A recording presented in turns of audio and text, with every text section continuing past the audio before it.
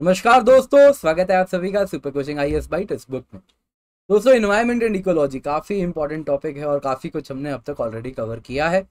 आज उसी की कहानी आगे बढ़ाएंगे। बहुत इंपॉर्टेंट टॉपिक आज हम कवर करने वाले हैं कि किसी कम्युनिटी में जो लिविंग थिंग्स हैं वो आपस में कैसे इंटरेक्ट करते हैं। इस पर यूपीएससी ने पास्ट में काफी सवाल भी पूछा है और आने वाले दिनों में भी आपको इस टॉपिक से सवाल दिखेगा, तो बहुत इंपॉर्टेंट टॉपिक है। क्लास शुरू करने के पहले आपसे अनुरोध है, कृपया लाइक बटन दबा दें, थोड़ा कष्ट करें और लाइक बटन पॉज करके अभी जल्दी से दबा दें। इसके सिवा दोस्तों आप ये टेलीग्राम चैनल पर जुड़ सकते हैं, जहां पर लेक्चर के बाद आपके साथ में पीडीएफ क्लास की भी शेयर कर दूंगा, तो आप जरूर वहां पर भी जुड़ सकते हैं। तब तक हमने ऑलरेडी बहुत सारी चीजें पढ़ी है। लास्ट क्लास में हमने देखा था फूड चेन क्या होता है, फूड वेब क्या होता है।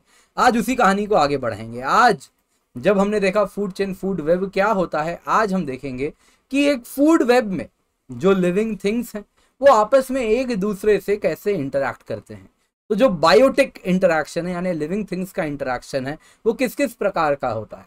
तो दोस्तों, इंटरैक्शन को हम कुछ सेपरेट कैटेगरीज में कुछ नाम के अनुसार बांट देते हैं।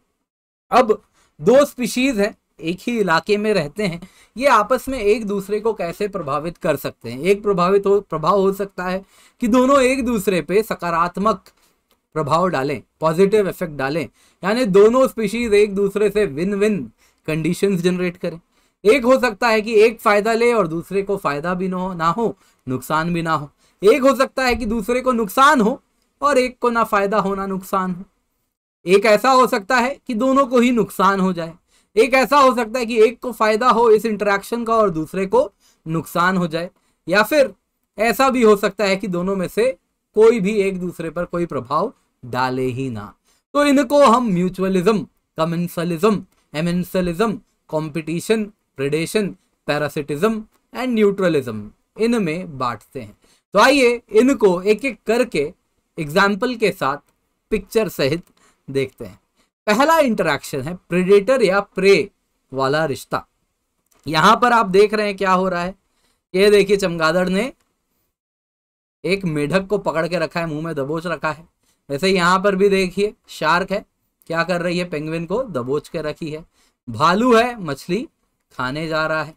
यहाँ पे क्रेन है, वैसे ही एक मेढक को मुंह में दबा के रखा है। तो ये जो रिश्ता है प्रेडेशन वाला, जिसमें एक स्पीशीज दूसरे को फीड करता है, जाहिर सी बात है एक स्पीशीज तो मर रहा है, उसका नुकसान हो रहा है, लेकिन जो स्पीशीज इसे खा रहा है वो अपनी फिटनेस इंप्रूव कर रहा है, अपना न्यूट्रिशन गेन ले रहा है। यानी कि ये जो रिश्ता है प्रेडेशन वाला, ये किस कैटेगरी में हम डालेंगे अगर हम इस टेबल पे देखें तो एक को फायदा है, दूसरे को नुकसान है। तो ये क्या है, प्रेडेशन, प्रेडेटरी रिलेशनशिप, इसी को कहते हैं प्रेडेटर प्रे रिलेशनशिप। तो ये याद रखिएगा, एक को फायदा एक को नुकसान, कॉमन सेंस। फोटो देख के तो यही लगेगा।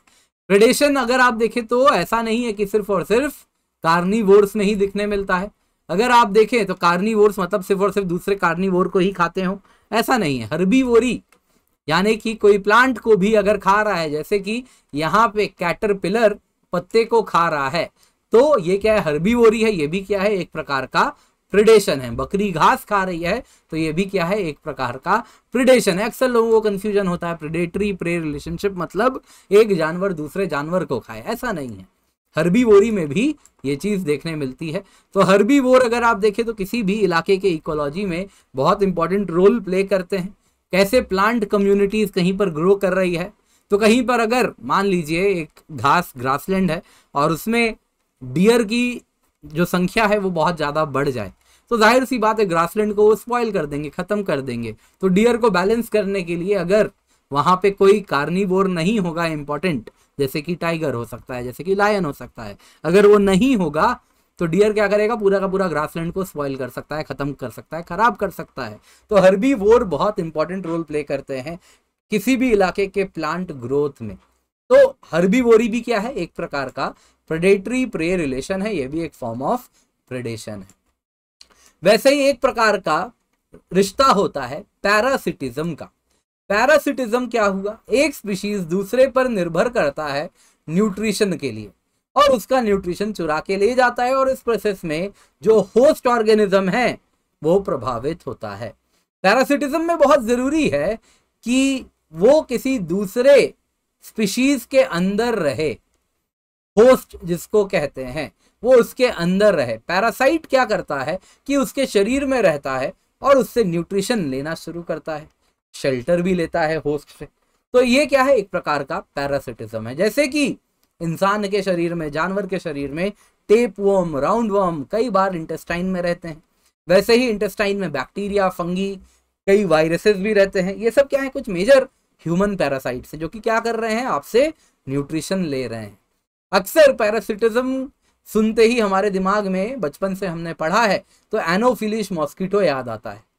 एनोफिलिस मॉस्किटो, सही बात है, ह्यूमन ब्लड पे फीड करता है, एक प्रकार से हमारा न्यूट्रिशन लेता है।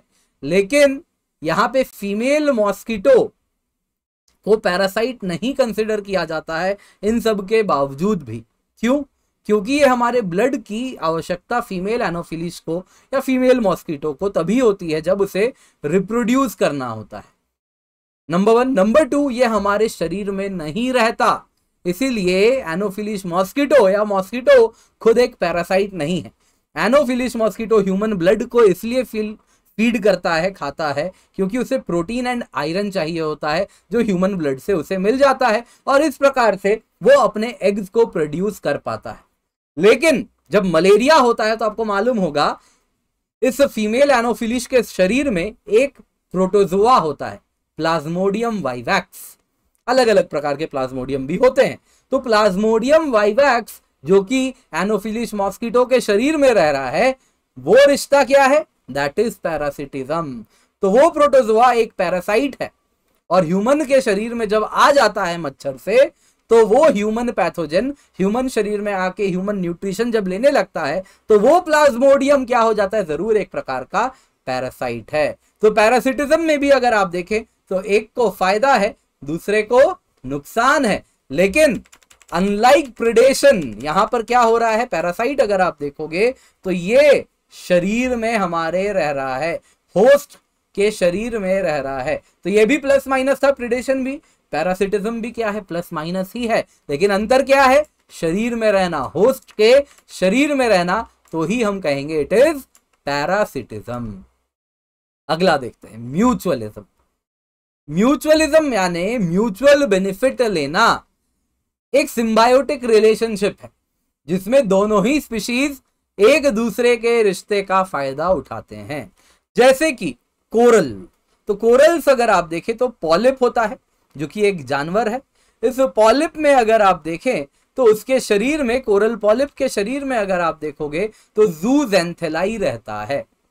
जूजेंथेलाई क्या है, जूजेंथेलाई अगर आप देखें तो एक प्रकार का फंगी है, एक प्रकार का फंगी है जो कि उसी एल्गी है, माफ कीजिएगा, एल्गी है जो कि उसी के शरीर में रह रहा है और इसी वजह से कोरल्स को अलग अलग कलर भी मिलता है। और ये एल्गी क्या करता है, ये एल्गी अगर आप देखें तो कोरल्स को न्यूट्रिशनल सप्लाई में मदद करता है।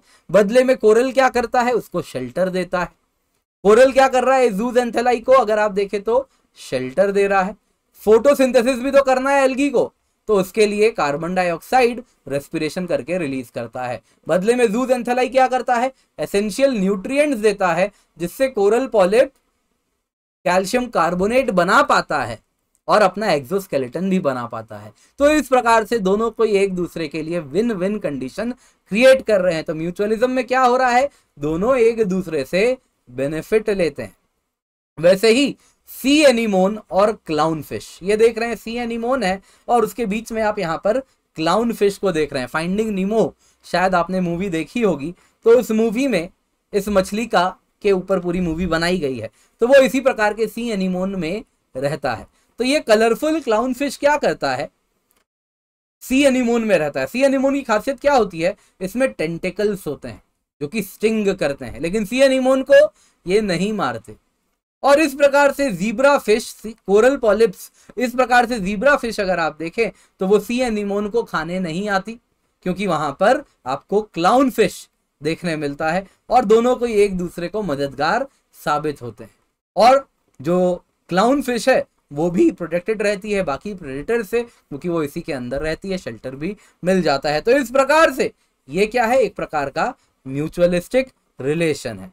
ये एक प्रकार का म्यूचुअलिस्टिक रिलेशन है। ये देख रहे हैं यहाँ पे, देखिए क्लाउन फिश क्या करता है? न्यूट्रिएंट्स प्रोवाइड करता है और एनिमोन को क्लीन करता है। और क्लाउन फिश बदले में क्या करता है?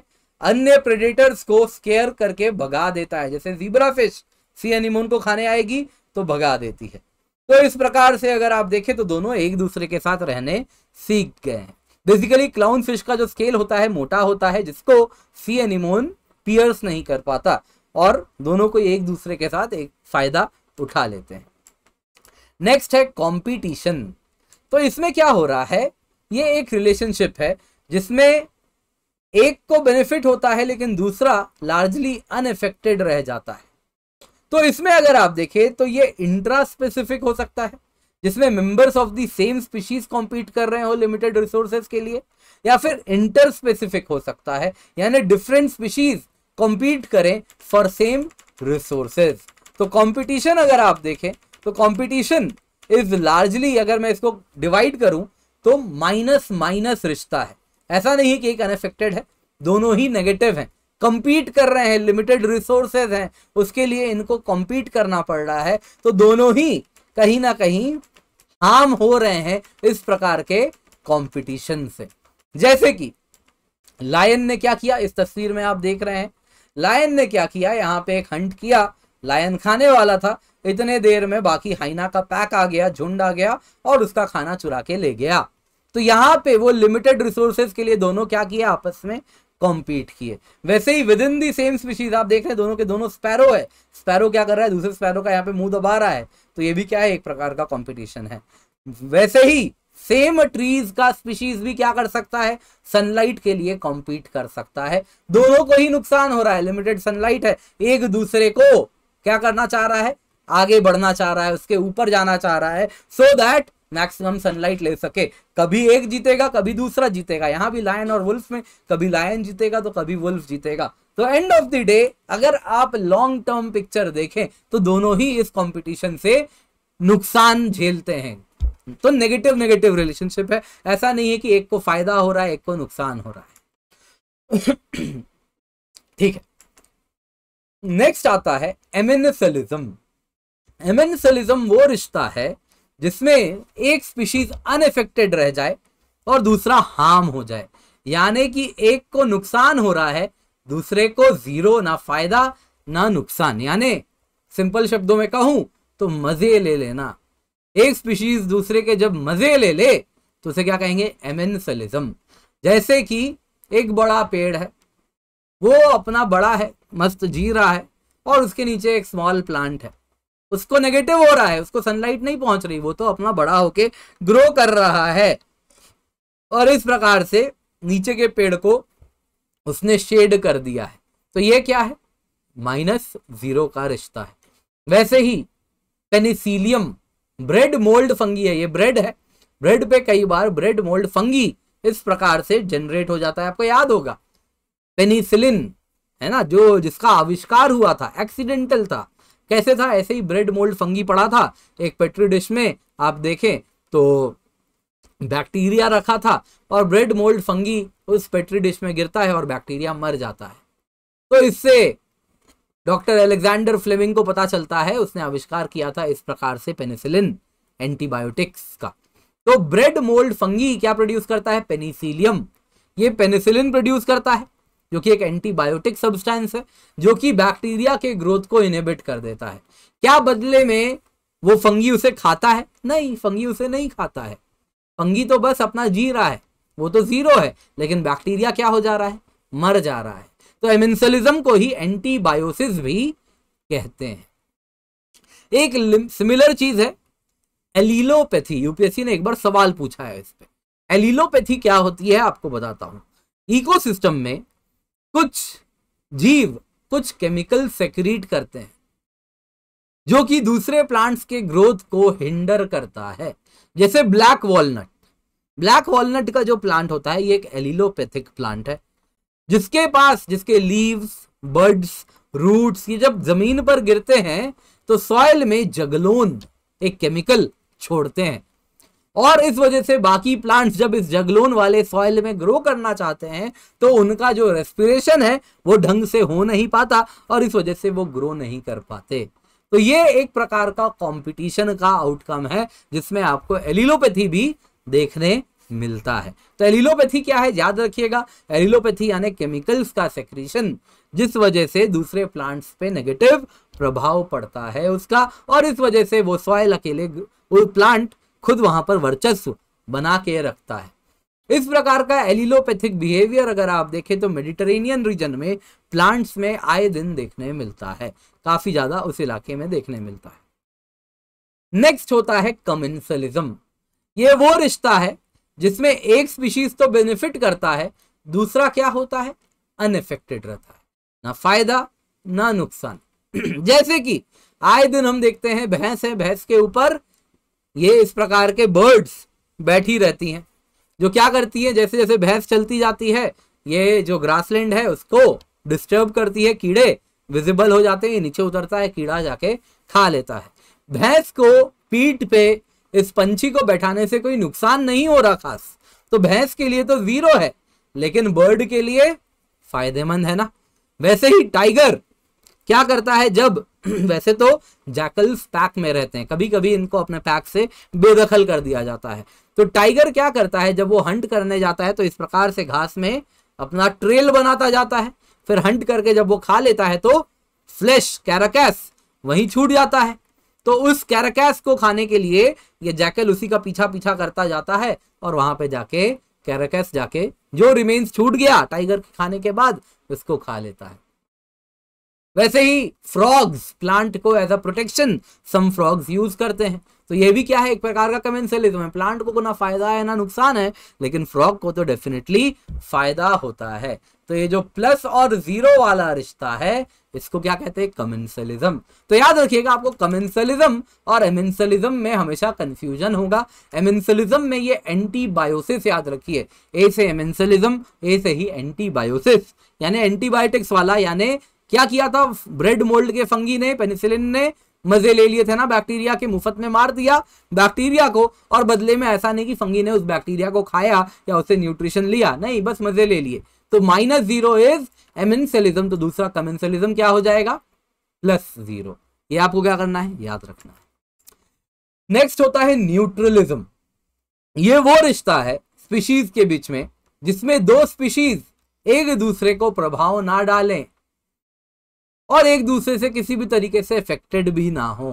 तो बैक्ट्रियन कैमल भी डेजर्ट में रहता है और उसी डेजर्ट में इक्का दुक्का कहीं पर यदि पानी जमेगा तो वहां पे लॉन्ग टेल्ड टेडपोल भी रहता है, लॉन्ग टेल्ड टेडपोल श्रिम्प भी रहता है, दोनों गोबी डेजर्ट में रहते हैं और दोनों सेम इकोसिस्टम में रहते हैं, सेम कम्युनिटी के सदस्य हैं, कम्युनिटी यानी लिविंग थिंग्स किसी इकोसिस्टम के, दोनों उसमें रहते हैं, लेकिन कभी दोनों का वास्ता पड़ता ही नहीं है, रास्ते गुजरते ही नहीं है। तो क्या होता है, न्यूट्रलिज्म, दोनों एक दूसरे पे प्रभाव ज्यादा नहीं डालते। हालांकि नेचर में न्यूट्रलिज्म स्ट्रिक्ट तरीके से होना उतना आसान नहीं है, अगर कभी ना कभी अगर वास्ता पड़ा तो असर पड़ेगा, लेकिन फिर भी ये एक एग्जांपल है न्यूट्रलिज्म का जो आप याद रख सकते हैं। दोस्तों बहुत इंपॉर्टेंट टॉपिक है, एक बार मैं जल्दी से आपको रिवाइज करा देता हूं, रीजन बीइंग इससे सवाल बनता है, तो इसको एक बार हमें ध्यान से एक बार वापस आप सुनिएगा। तो हम पूरा टेबल देख लेते हैं। म्यूचुअलिज्म यानी प्लस प्लस, दोनों स्पीशीज एक दूसरे को फायदा दे रहे हैं, जैसे कि कोरल पॉलिप्स के शरीर में जूजेंथेलाई नाम का एल्गी रहता है, यह क्या है, म्यूचुअलिज्म। आपके दोस्त भी क्या होना चाहिए, आपके रिश्ते कैसे होने चाहिए, इसी प्रकार के म्यूचुअल बेनिफिट वाले म्यूचुअलिज्म होना चाहिए, स्पेशली जब आप प्रिपेयर कर रहे हैं कि नहीं। कोई ज्योग्राफी पढ़ने में अच्छा है तो आपको ज्योग्राफी पढ़ा दे, किसी की हिस्ट्री अच्छा है तो आपको वो हिस्ट्री सामने वाले को पढ़ा दे। तो इस प्रकार का रिश्ता क्या है, म्यूचुअलिज्म। कमेंसलिज्म क्या होता है, प्लस एंड जीरो वाला, जिसमें एक को फायदा है दूसरे को ना फायदा ना नुकसान है ना, ना फायदा ना नुकसान है। जैसे कि क्या हो गया, आपको बताया कि किस प्रकार से पेड़ में अगर फ्रॉग रह रहा है छुपके, बेचारा जी रहा है, तो वो क्या है, कमेंसलिज्म है। पेड़ को कुछ नुकसान नहीं है, इतना बड़ा है, रहता है, फ्रॉग रहने दो, लेकिन बदले में फ्रॉग भी क्या कर रहा है, उसमें रह रहा है, उससे फायदा ले रहा है। फिर होता है एमेनिसलिज्म, एक को ना फायदा ना नुकसान लेकिन दूसरे को नुकसान हो जाए, जैसे एंटीबायोसिस वाला, मजे ले लिए जाएं, मजे मजे में मजे ले लिए गए, दैट इज एमेनिसलिज्म। फिर क्या होता है कंपटीशन, जिसमें क्या होता है दोनों को नुकसान होता है, कभी एक फायदा ले जाएगा तो कभी दूसरा फायदा ले जाएगा, लॉन्ग रन में देखोगे तो दोनों कंपीट कर रहे हैं, खास फायदा दोनों में से किसी को नहीं होगा लॉन्ग रन में। जैसे कि आप देख रहे हो यहाँ पे इस प्रकार से कंपटीशन में इंट्रा स्पेसिफिक इंटर स्पेसिफिक दो प्रकार से होता है, याद होगा। With in the species competition हो तो क्या कहेंगे इंट्रा स्पेसिफिक, सेम पेड़ है क्या कर रहा है शेड के लिए कॉम्पीट कर रहा है। इंटर स्पेसिफिक ये लायन और जैकल वाला आपको मैंने एग्जांपल दिया था, वो क्या था इंटर स्पेसिफिक। फिर क्या होता है प्रीडेशन, प्रीडेशन वाला क्या होता है, प्रीडेशन वाला जिसमें एक दूसरे को खा जाए। तो मैं कभी क्लास में पढ़ा रहा था, मेरे एक स्टूडेंट ने कहा इसी पे सर ये तो मेरी गर्लफ्रेंड वाला रिश्ता है, मुझे भी खा गई थी वो।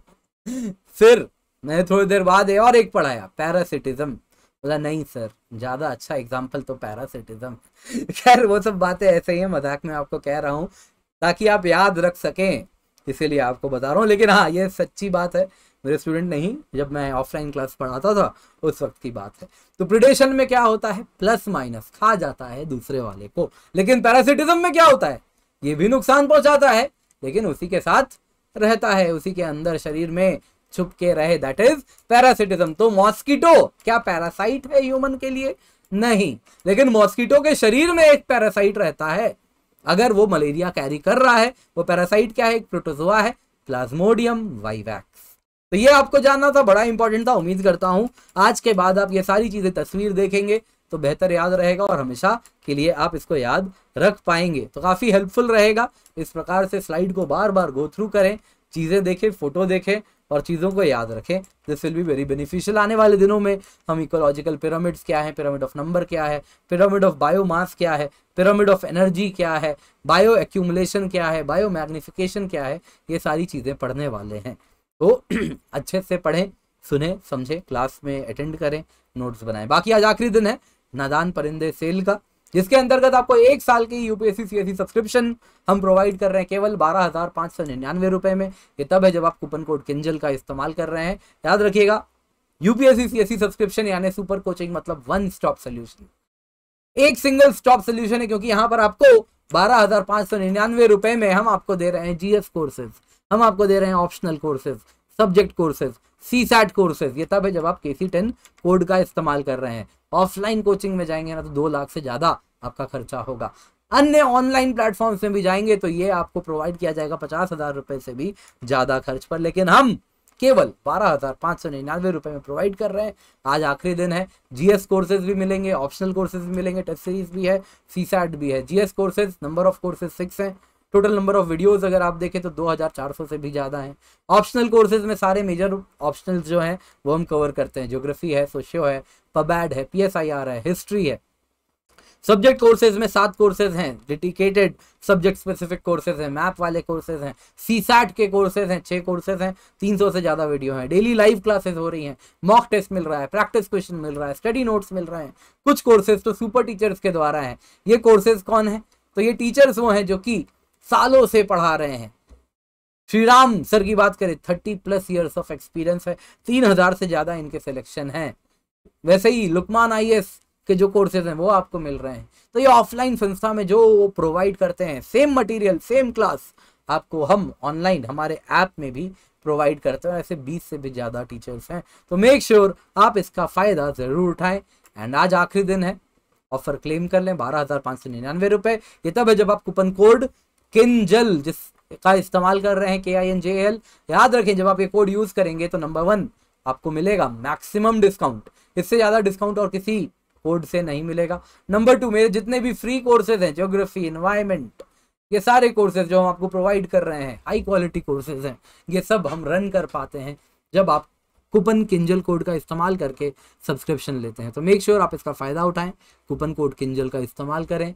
एंड इस प्रकार से अन्य स्टूडेंट्स भी इसी प्रकार के हमारे फ्री कोर्सेज का लाभ उठा पाएंगे, उनके भी प्रिपरेशन में आप एक रोल प्ले कर पाएंगे। Thank you so much for joining, have a great day.